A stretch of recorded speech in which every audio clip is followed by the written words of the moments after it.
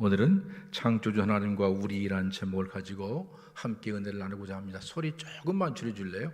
너무 웅웅거리는 것 같아서. 본문의 말씀은 이미 3년 전에 설교했던 내용이기도 하지만 중요한 것은 본문은 똑같지만 전혀 다른 관점에서 말씀을 보려고 합니다. 또 태초에 하나님이 천지를 창조했다는 말씀은 새벽 예배 때 제가 몇 달 동안 했던 말씀들인데 그 말씀들의 에키스를 뽑아서 여러분들에게 함께 전하고자 이 자리에 섰습니다. 우리 전주성결교 성도들은 적어도 히브리 말 다른 건 모르겠지만 태초에 하나님이 천지를 창조하시니라 정도는 알 수 있어야 될 것 같아서 제가 띄워드립니다. 베레시트 바라 엘로헴 앳 하 샤마임 베트 하 아레츠. 이게 히브리 말은 반대로 읽는 거예요. 이쪽부터 읽는 거 아닙니다. 반대로.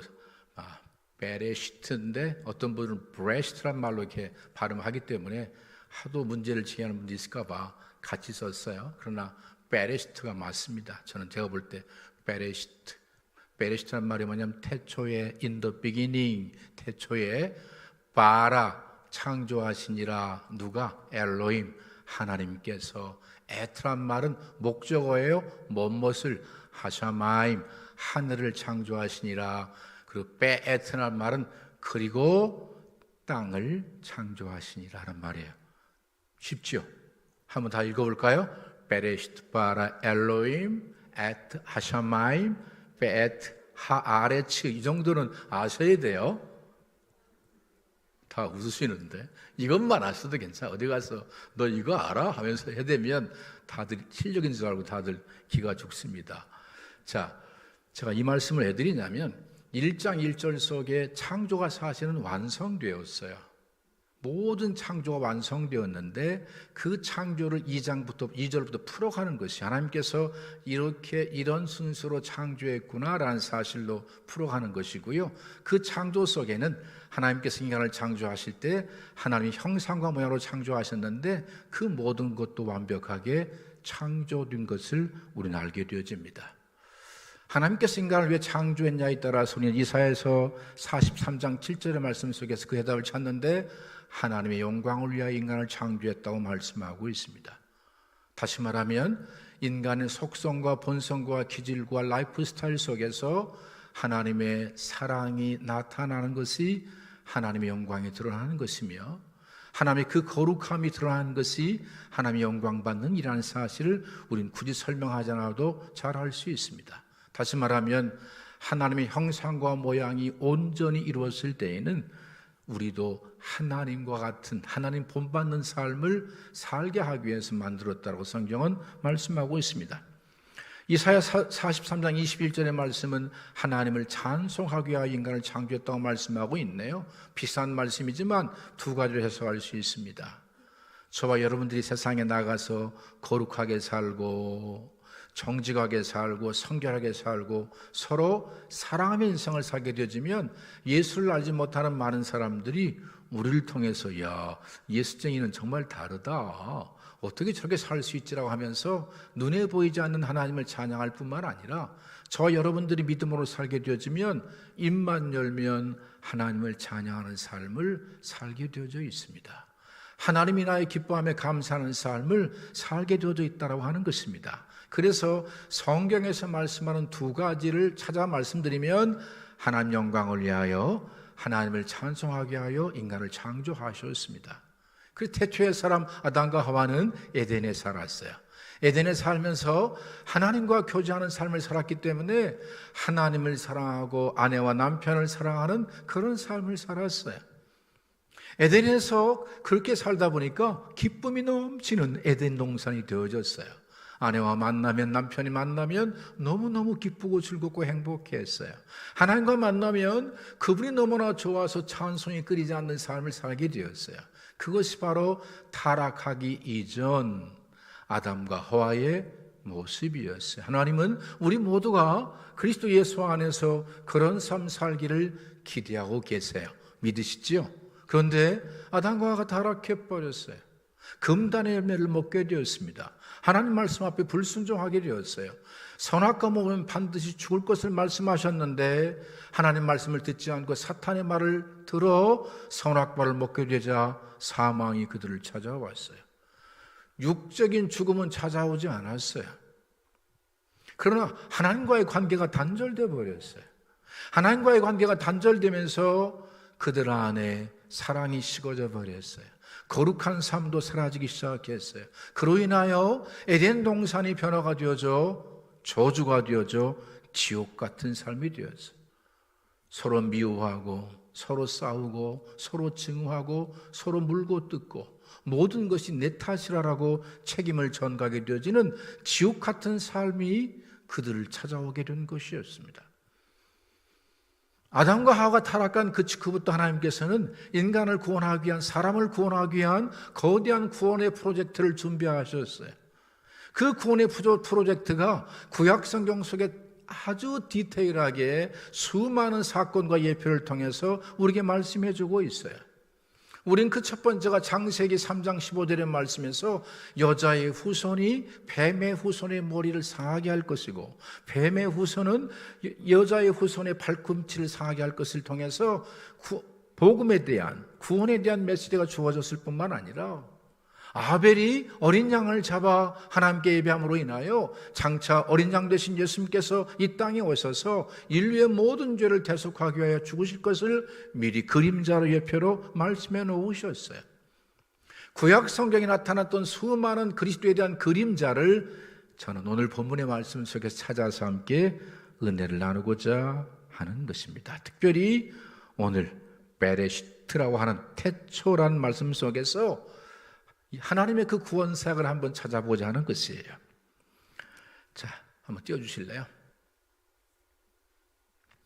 베레시트란 말을 하나하나 분석을 해드리면 히브리 말은 모음이 없습니다. 모음이 없어요. 자음밖에 없어요.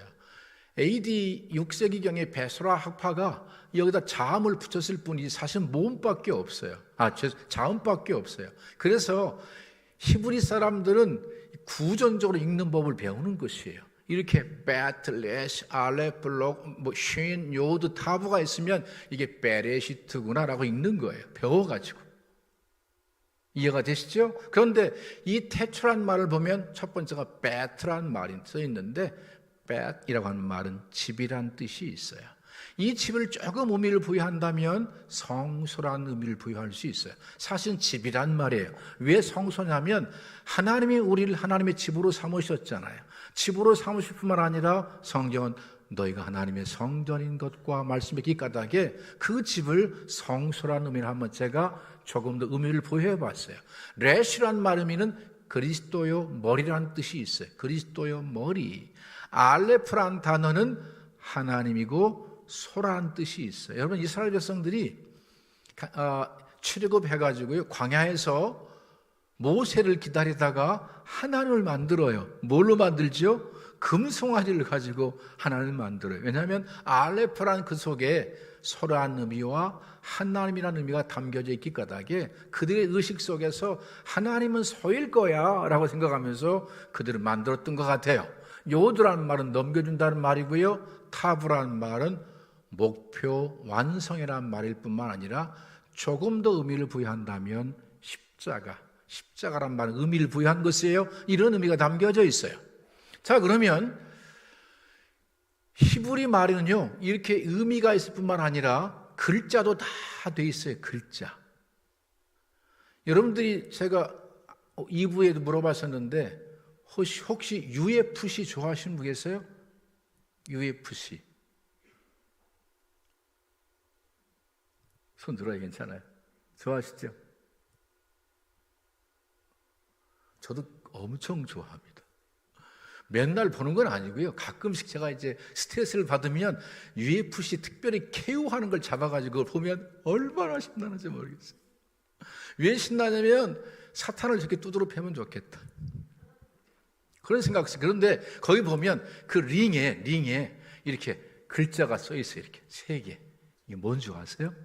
전 그걸 볼 때마다요 전율이 느껴진다니까요. 음료수 병에 있잖아요. 음료수 이게 바브라고 하는 히브리 말이에요. 바브인데요. 그게 6이라는 숫자예요. 666입니다. 어떻게 알고 그렇게 그 음주수에다 썼는지 아무튼 이 글자 속에는 뜻이 있고 심지어 글자 속에 숫자도 담겨 있다라고 봐요. 그래서 저는 이 말씀 속에서 뭘 찾냐면 하나님의 집을 첫 번째 알게 돼요. 하나님의 집. 하나님의 집을 통해서 하나님 우리에게 하나님이 어떤 분인가를 계시하시는 것이에요. 이 베레시트라는 말, 태초, in the beginning이라는 말씀 속에서 하나님은 우리에게 하나님을 계시하고 계세요.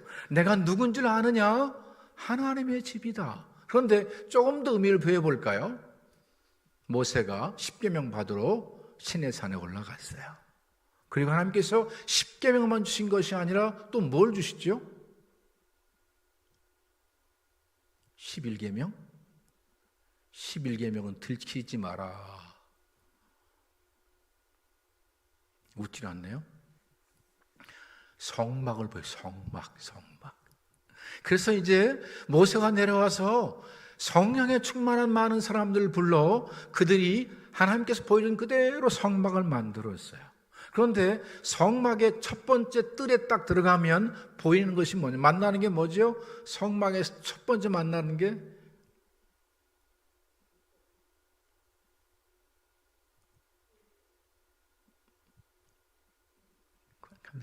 감사해요. 예. 하나만 더 생각하면 좋을 텐데.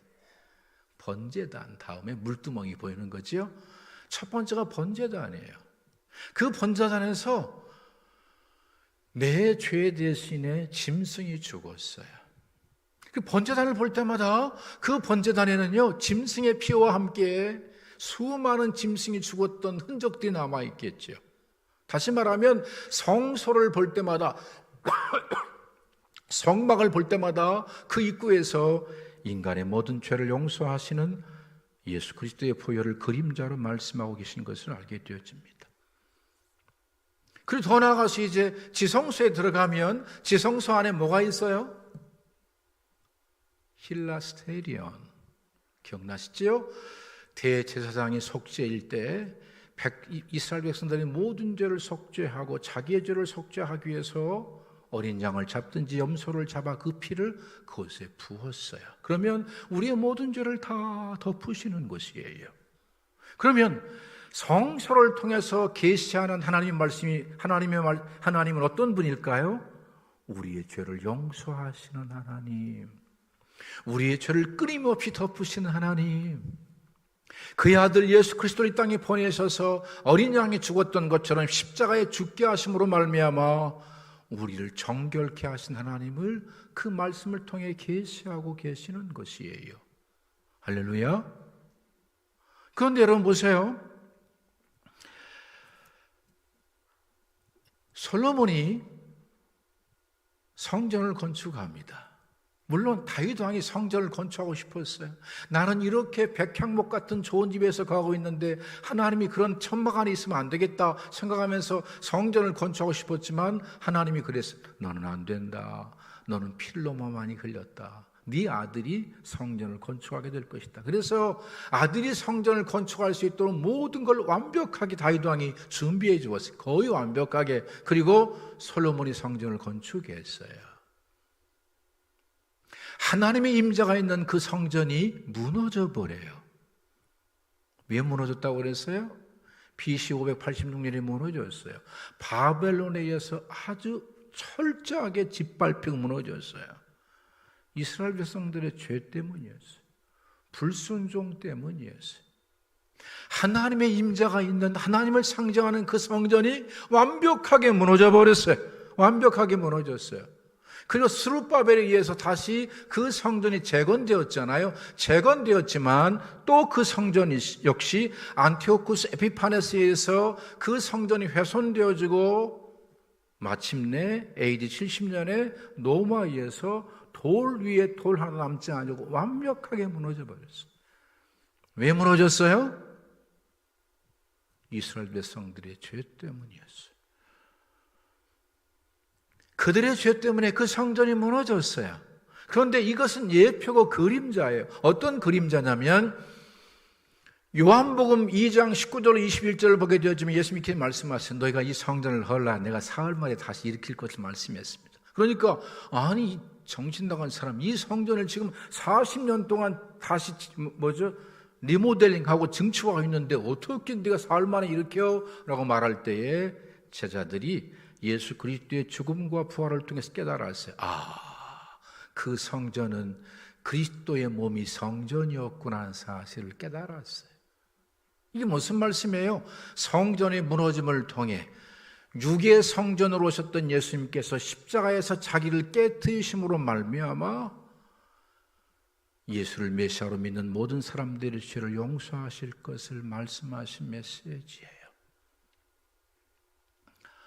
전 여러분들에게 그리스도 용서에 대한 말씀들을 자주 말씀드렸지만 한 번도 좀 짚고 넘어갈 필요가 있어서 말씀드립니다. 수요일날 나오시면 여러분들이 조금 더 말씀들을 깊이 있게 공부할 수 있는데 주일날 나오시면 천차만별이기 때문에 성도들이 너무 깊이 있는 말씀을 하면 도대체 우리 목사가 무슨 말 하는 거야 못 알아듣겠네 하고 졸다가 나가시거든요. 그래서 대예배 때는 1부, 2부, 3부는 조금 쉽게 설교를 하려고 노력을 많이 해요. 그렇게 보이지 않으세요? 이해했으면 좋겠어요. 그런데 보세요.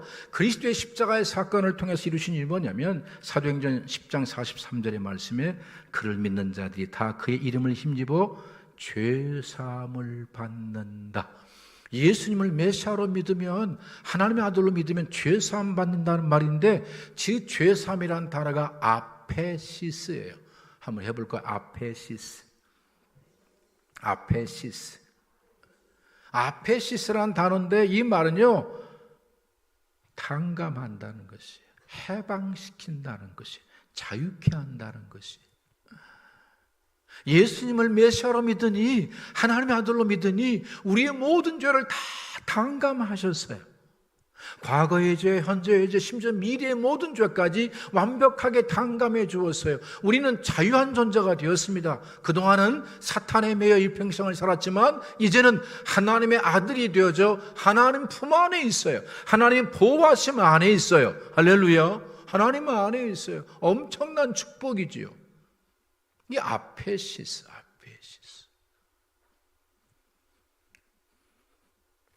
히브리서 10장 14절만 한 번 더 말씀을 드려볼게요. 그리스도의 그 십자가에서 성전된 몸을 깨트린 사건을 통해서 그가 거룩하게 된 자를 한 번의 제사로 영원히 온전하게 하셨느니라. 그가 거룩하게 된 자들을 한 번의 제사로 영원히 온전하게 하셨느니라. 저는 이 말씀이 얼마나 큰 감동인지 모르겠어요. 영원히 온전하게 하셨대요. 그 한순간만이 아니에요. 저처럼 한번 해볼까요? 영원히 온전하게 하셨습니다.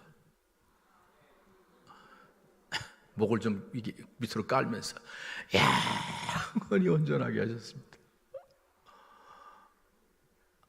안 하시는 분이 계시는데 저는 이 말씀이 얼마나 크게 감동으로 다가오는지요. 영원히 온전하게 하겠다는 말은 테텔레오켄이에요. 어렵죠. 테텔레오켄. 옆 사람 보고 테텔레오켄. 머리 아파 죽겠는데 그런 거나 이거라고 그러고. 여러분들 여러분 이런 그 진리를 알게 되어지면 여러분들이 그 진리를 누릴 수 있기 때문에 그런 것이에요. 제가 이제 이런 예화를 한 적이 있거든요. 제가 카니발을 타고 다니잖아요. 카니발. 지금이야 시간이 많이 됐지만 옛날은 괜찮은 차였습니다. 그런데 카니발의 기능을 제가 잘 몰랐어요. 우리 아들이 아버지 이런 기능이 있는 줄 아세요? 뭔데? 아버지 와보세요. 그리고 뒷문에 물건 들고 서 있으래. 물건 들고 서 있으니까 띡띡띡 하더니 문이 쫙 자동으로 열리는 거예요. 그전에는 물건 들어가가지고 내려놨다가 다시 이걸 열어가지고 다시 올리려면 허리도 아팠었는데 아들이 알려주니까 아니 이런 기능이 있었구나. 아버지 크루즈 아세요? 크루즈는 배 타는 거 아니야? 그게 아니라 아버지 여기 크루즈 기능 있는데요. 이거 누르시면 그 속도로 똑같이 가요.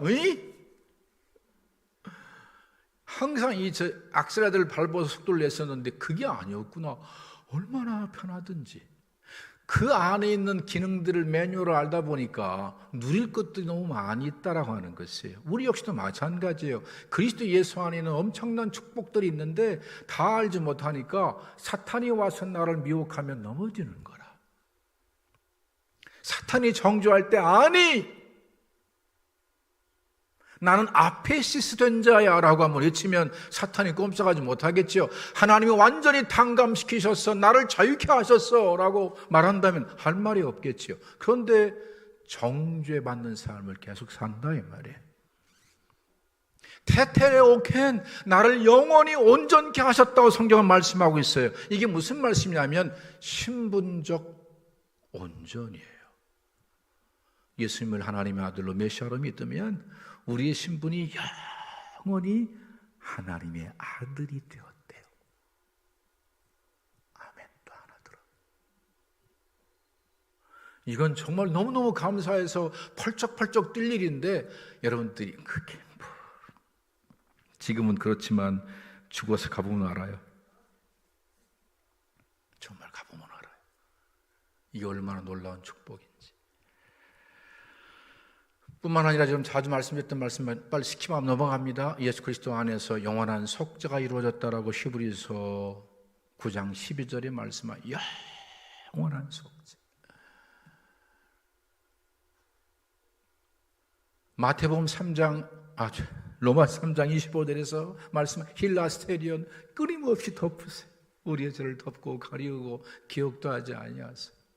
고린도서 5장 8절 가탈라하게 우리를 계속 그리스도의 것으로 채우셔서 그리스도의 것으로 거룩함으로 채우시고 의로움으로 채우시고 성결로 채우셔서 그것이 내 것이라고 말씀하세요. 이게 그리스도 예수의 십자가의 사건이 우리에게 주시는 축복들이에요. 믿음으로 받게 되길 바랍니다. 할렐루야. 자, 그러면 이제 중요한 건 우리잖아요. 성경은 말씀하고 있네요. 고린도전서 3장 16절에 너희가 하나님의 성전인 것과 하나님의 성령이 너희 안에 거하신 것을 알지 못하느냐. 자, 우리는 하나님의 아들들이에요. 하나님의 아들들은 영적 DNA가 누굴 닮았을까요? 영적 DNA가 유전의 인자가 누굴 닮았어요? 우리는 씨도독을 못한다는 말을 잘 하잖아요. 어쩌면 지 에벨을 닮았는지 몰라. 닮았어. 이건 숨길 수가 없어요. 영적 DNA가 그렇다 이 말이에요. 우리는 너희는 그리스도 예수 안에서 새로운 피조물이라 이전 것은 지나갔으니 보라 새 것이 되었다고 성경에 말씀하잖아요. 영적 DNA가 바뀐 사람들이에요. 그런데 어린아이로 영적 갓난아이로 살게 되어지면 그가 비록 왕자여도 맨날 똥 싸고 울고 그밖에 안 해요. 왕자인데. 그런데 그 왕자가 점점점 성장하게 되니 어때요? 왕의 기품이 나오는 것이겠죠. 마찬가지예요. 우리가 영적으로 성장하지 아니하면 어린아이로 살다가 죄짓고 용서받고 죄짓고 회개하고 이런 일만 반복할 수밖에 없지만 그러나 중요한 것은 영적 DNA는 누굴 닮았어요? 아버지 하나님 닮았어요. 그 아버지 하나님 닮은 대표적인 분이 누구예요? 예수 그리스도의 그분이 맏아들이 있어요. 큰아들이 있어요. 큰아들로 오셔서 장차 너희도 이렇게 될 거야 라고 말씀하신 분이 예수님이세요. 그 예수님께서 우리를 거룩하게 하시려고 영원한 속죄하시려고 자유케 하시려고 하신 일이 뭐예요? 십자가로 가셨어요. 십자가에서 그분이 죄인으로 돌아가셨어요. 멸시와 천대와 치욕을 다 담당하셨어요. 이유가 뭐예요? 나를 믿으면 너희는 거룩해져. 너희는 의로워져. 아페시스 할 거야. 영원히 온전하게 할 거야. 그것을 이루시기 위해 그 길을 가셨어요. 이제 우리가 그리스도 예수 안에서 하나님의 아들들 된 우리들이 우리의 신앙이 성장하면 어떻게 되어져요? 예수님과 같은 그 길을 나도 가기 시작한다는 거예요. 아내를 용서하기 위하여 십자가에서 내가 죽어야 돼요. 남편의 모든 죄를 영원히 속죄하기 위하여 내가 십자가로 가는 것이에요. 담임 목사님 한 것을 가려주기 위하여 여러분들이 끊임없이 십자가로 가는 것이에요. 십자가에서 나의 죽음이 실제가 되지 않으면 우리는 끊임없이 누군가의 허물과 약점을 들춰내고 싸우고 갈등하고 대립하다가 끝난다 이 말이에요. 알레프는 하나님을 의미하고 벳은 집을 의미하는데 하나님의 집을 통해 우리에게 하나님을 계시해 주었는데 그 하나님을 드러내신 분은 예수 그리스도 그분이신데 십자가에서 자기를 완전히 깨트리심으로 우리를 끊임없이 거룩하게 하시고 흠없게 하시고 영원히 속죄를 이루셔서 심지어 가탈나게 하셔서 그분이 그리스도 되심을 증명하시던 것처럼 우리에게도 그런 변화 있게 될 줄로 분명히 믿습니다. 그러면 참 이 십자가에서 나의 죽음을 선언한다는 게 너무 힘들잖아요. 여러분 그냥 할 만 다 해야 되고 승질도 좀 내야 되고 나의 의로움을 좀 드러내야지 억울하게 당하면 안 되잖아요. 그렇지 않나요? 참 쉽지 않아요. 아무런 잘못도 없는데 나한테 막 뒤집어 씌워가지고 그러면 화딱지가 나가지고 십자가고 뭐고 필요 없어요. 그냥 이번 게 한번 내가 따져보자 하면서 하다 보면 자, 그럼 누가 십자가로 갈까요? 전 두 가지가 중요한 것 같아요. 그 첫 번째가 뭐냐면 예수님과 함께 죽으면 그리스도가 내 안에 살아계심이 실제가 된다는 사실이 믿어지면 그들이 십자가로 갑니다. 내가 삶을 살면서 누군가를 살린 적이 있나요? 참 쉽지 않습니다. 나를 통해서 그리스도를 보여주고 그리스도를 만나게 하면 그리스도를 만난 사람들은 변화되거든요. 살아나거든요. 그런데 내가 살아있으면 내가 드러나니까 관계가 다 깨져요. 그 깨닫는 거죠. 주님, 내가 주와 함께 죽으면 비로소 그리스도께서 내 안에 살아계셔서 누군가를 살리겠네요. 주님이 나를 했던 그렇게 하셨던 것처럼 이 사실을 믿는 사람들은 십자가에서 나의 죽음을 선언하며 살아갑니다. 주님, 나는 예수님과 함께 죽었다는 사실을 제가 믿습니다. 나는 고백을 하게 되는 것입니다. 두 번째 사람이 누가 가냐면 내가 죄인 중에 괴수라는 사실을 깨닫는 자들이 십자가로 갑니다. 다시 한번 디모데전서 1장 15절의 말씀을 보겠습니다. 디모데전서 1장 15절 성경이 이렇게 말씀하고 있네요. 제일 마지막 절에 죄인 중에 괴수가 나라고 말씀하고 계세요.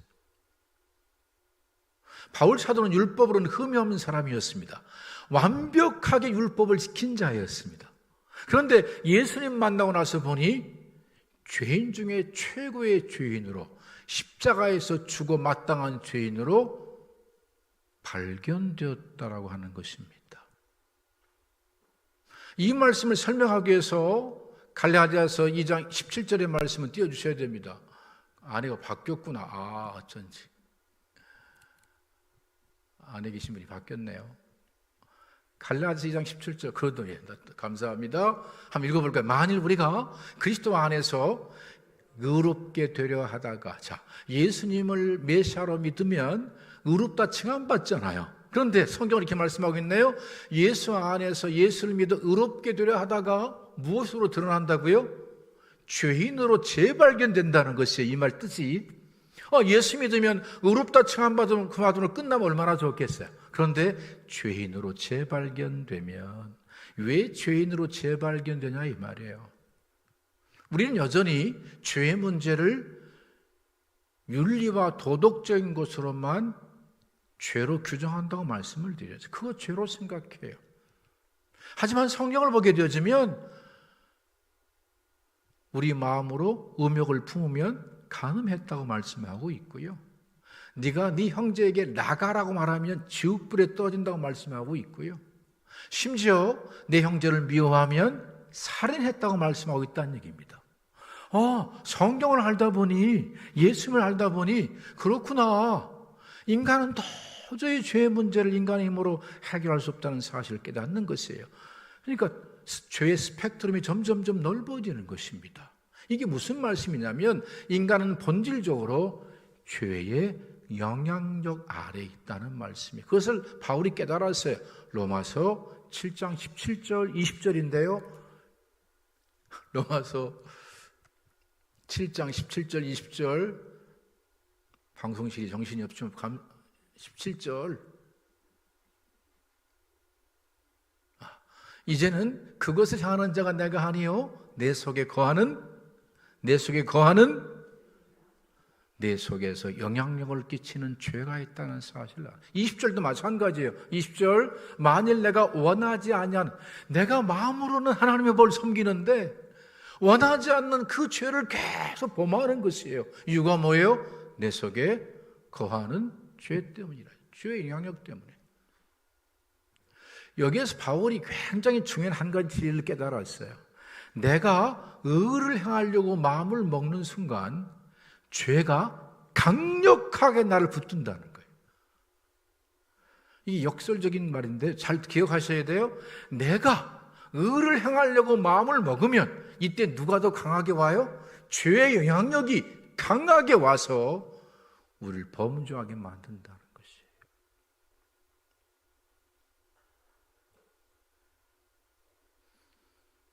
여러분, 누가 십자가로 갈까요? 내 속에 죄의 영향력이 있구나. 나는 죄덩어리구나. 나는 죽어 마땅하구나. 예수님과 함께 십자가로 갔던 사람들은 강도들이었어요. 이걸 영적으로 푼다고 말씀드렸죠. 영적으로 풀면 내가 죽어 마땅한 강도 같은 인간이라는 사실을 깨달아 알면 십자가로 가는 거예요. 나는 의로워. 나는 당신보다 깨끗해. 나는 정결해. 어디다 내놔도. 이런 분들은 절대로 십자가로 못 갑니다. 갈 수가 없어요. 자기 죽음을 선하려고 생각하지 않습니다. 날마다 그리스도와 함께 죽는 우리 모두가 될 수 있게 되기를 예수님 이름으로 축원드립니다.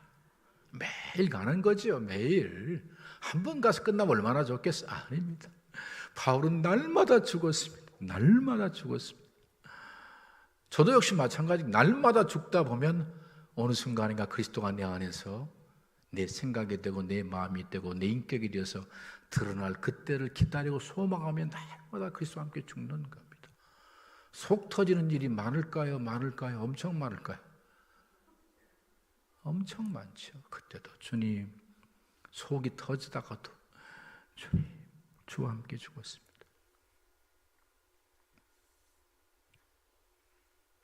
그 사람 죽으면 삽니다. 죽이면 죽습니다. 꼭 잊지 마십시오. 네가 복음 4장 4절에 죽으면 살고 죽이면 죽는다.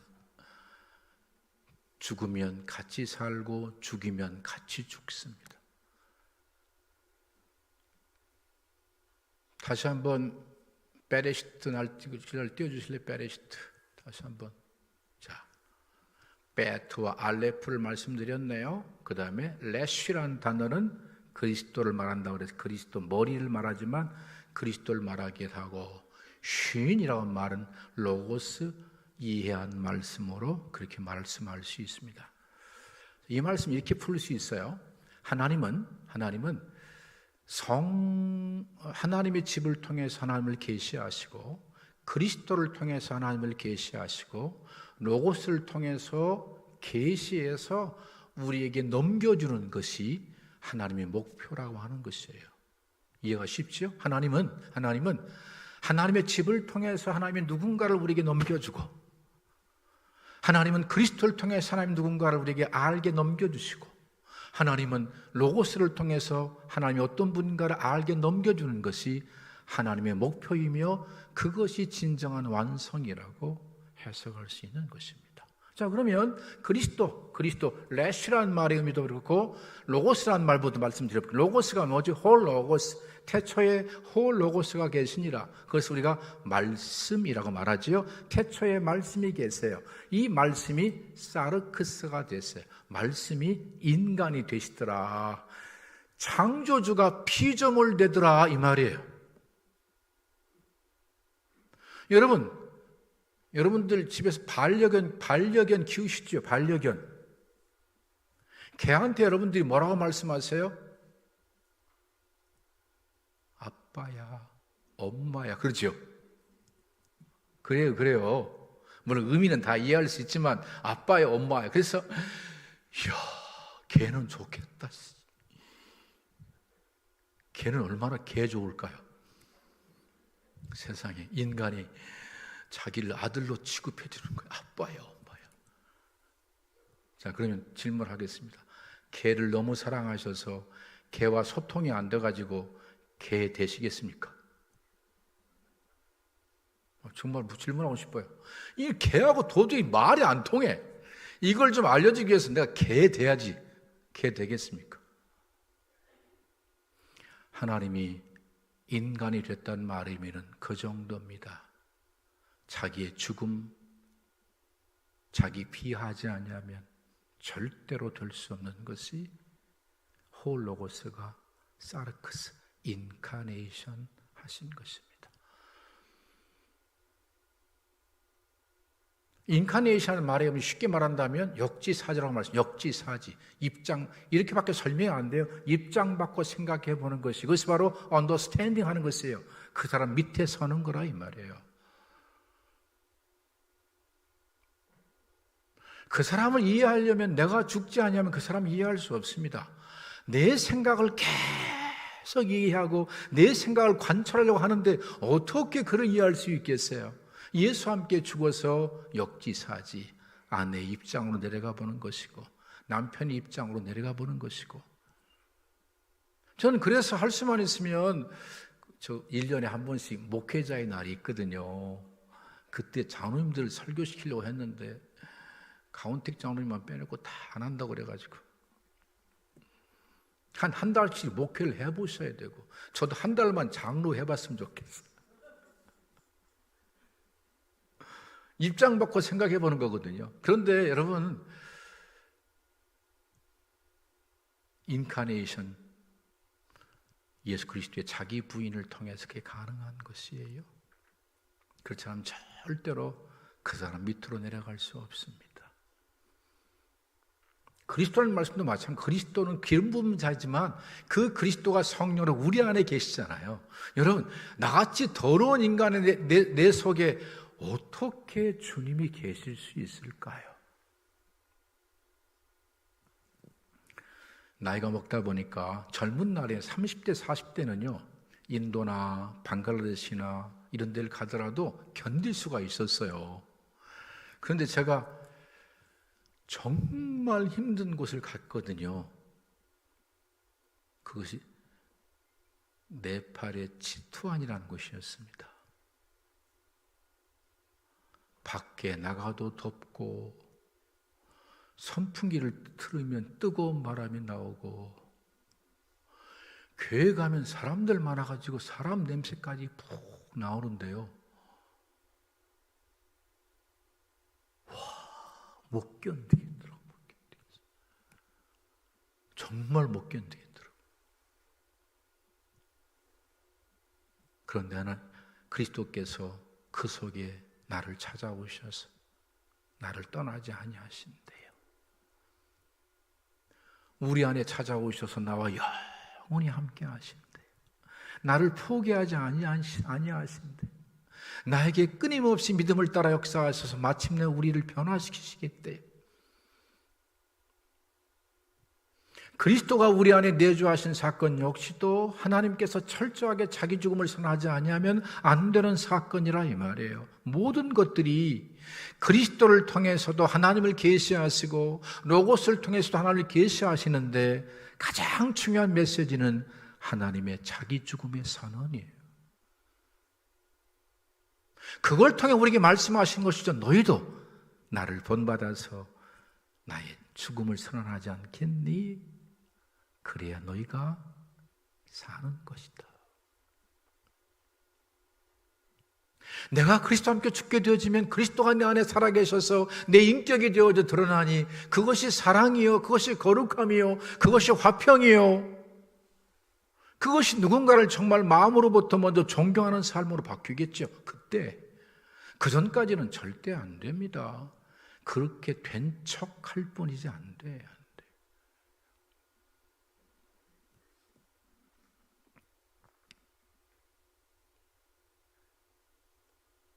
두 번째까지만 말씀드려야 될 것 같네요. 오늘 설교가 좀 분량이 좀 많았는데요. 짧게 하고 싶었었는데, 그래서 찬송도 안 하고 했는데 양해 바랍니다. 바라든 말든 제가 알아서 하는 거니까. 두 번째 생각할 것이 있어요. 여러분, 우리는 나를 무엇으로 나라고 정의하나요? 정철호 집사님, 저가 똑같은 철호예요. 그래서 얼마나 반가운지. 철호야, 내가 나를 불러보고 싶었거든요. 집사님은 집사님을 무엇으로 집사님이라고 정의해요?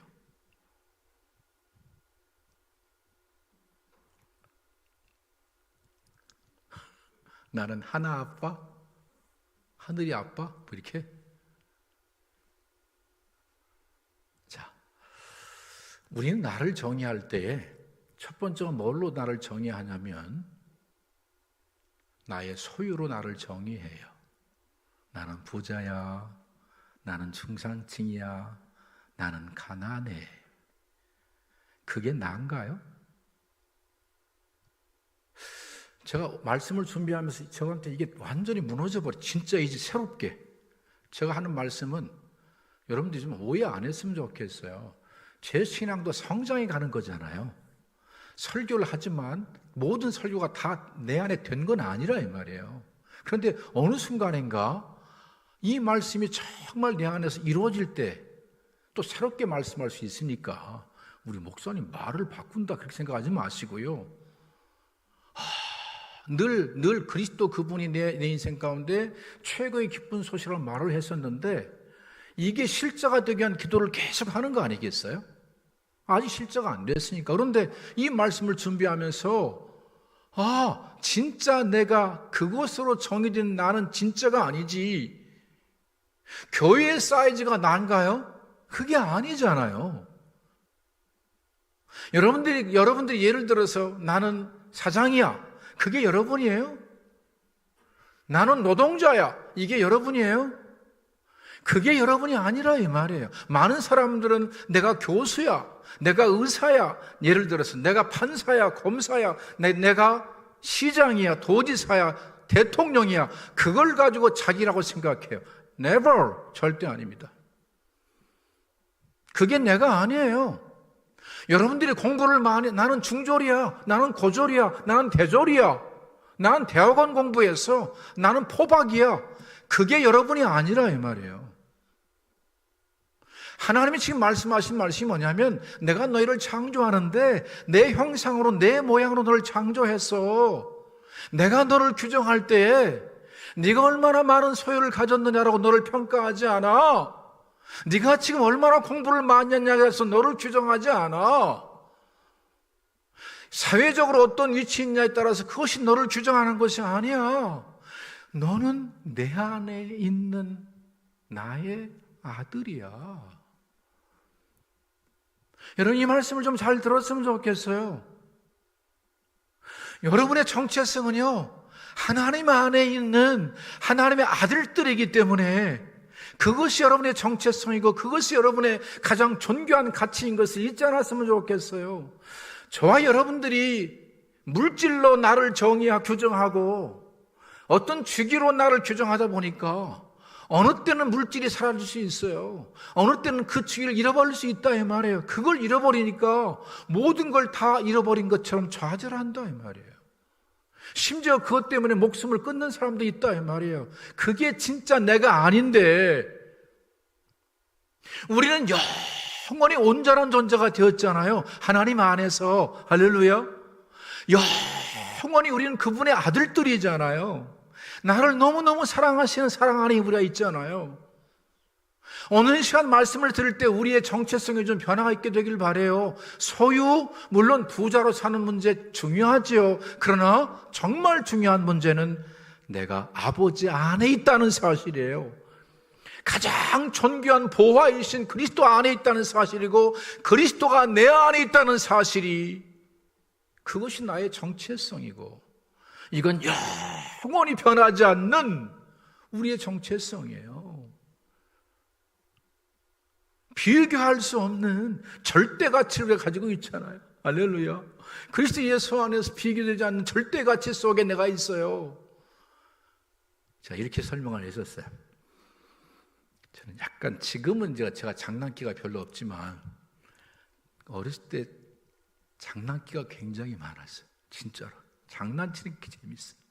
그래서 우리 때만 하더라도 12월 24일 날 되면 이렇게 선물 교환 많이 했잖아요. 그래가지고 장난을 쳐야 되겠다. 그래가지고 검은 연탄 하나 사가지고 연탄을 기가 막히게 잘 포장을 했어요. 연탄 받는 사람이 무거우니까 이게 뭐 좋은 것일까? 얼마나 좋아했겠어요. 까보니까 연탄이 욕 태배기로 먹었습니다. 우리 가치는 포장이 아니라 그 속에 내용물인데 우리 안에 절대자가 계시고 내가 절대자 안에 있어요. 우리 안에 진짜 보아가 계시고 그 보아 안에 내가 있어요. 그게 여러분이 있어요. 창조주 하나님은 말씀하세요. 너는 나의 형상을 따라 만든 나의 아들이라고. 이 엄청난 진리가 여러분 안에서 살아서 숨쉼으로 인하여 삶을 사는 동안 좀 병들면 어때요? 좀 가진 게 없으면 어때요? 영원히 변하지 않는 그 가치 안에 우리가 있는데 우리 인생 주님 안에서 주님 때문에 좀 행복해졌으면 좋겠어요.